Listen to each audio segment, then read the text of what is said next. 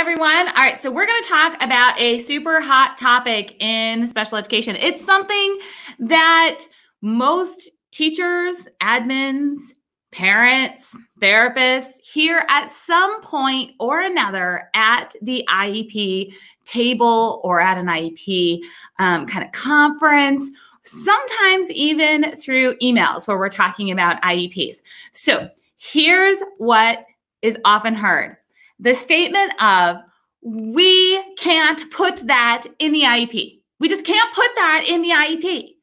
And a lot of times that stops the conversation from moving forward in finding a solution. We just can't put that in the IEP. Now, I will tell you one of the most ridiculous reasons that I've ever heard of why something can't be put into the IEP is that it doesn't fit into the box that the computer program gave us that we're using. Not kidding, not kidding. Used to happen all the time when computer generated, IEPs came as the norm. So I used to handwrite IEPs with whiteout, okay? I've been in special education a long time. So then when computer programs were introduced and, online forms were introduced, a lot of times it was, we can't put that in the IEP because it doesn't fit into the box, or we can't, we don't know where to put it. Guys, just so you know, if you ever hear that, because that excuse still happens today, make sure that you know and that they know that the notes section of the IEP is absolutely valid as a core piece of the document. So anything that doesn't fit into a box can be put into the notes section. Now, usually when we hear we can't put that on the IEP, it has something to do with a curriculum, a strategy, something that's happening, and you want it documented, and you want it put in, what curriculum is being used, what strategy is being used, what type of environment is being provided, and you want details. You want details put in there that maybe the school is a bit uncomfortable putting it in, because then they would be held accountable for making sure that those details are carried out, not just this year, but remember, your document is valid for 12 months. So that means that the next team, the next placement, the next set of professionals that are going to be working with the child have to be held accountable to that curriculum. Now, there's a way to work around that. One is, I want you, let's use that example of curriculum. I want you to think about, do you need that specific curriculum in there as it's going to be used always? Because honestly, parents, lean in and hear this, okay?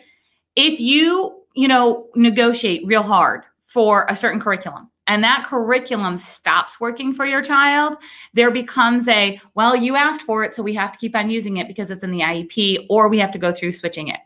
Or could we put something in the IEP really documenting exactly what curriculum is being used at this time to make progress, which means that it may not go into the actual goal section, we'll use XYZ curriculum to make progress, but it could go into the note section of, this is what program is being used right now that is helping the child make progress. Or maybe it's not working and you want to document that something else maybe should be considered in there.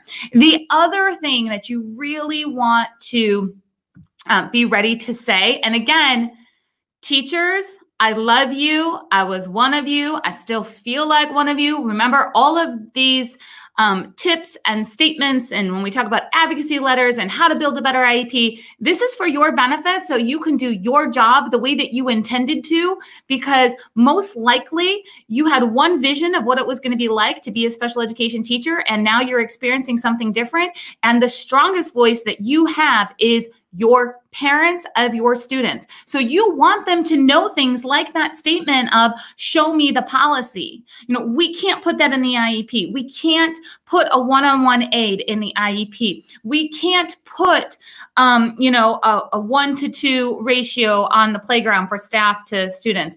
We can't put whatever that is in the IEP.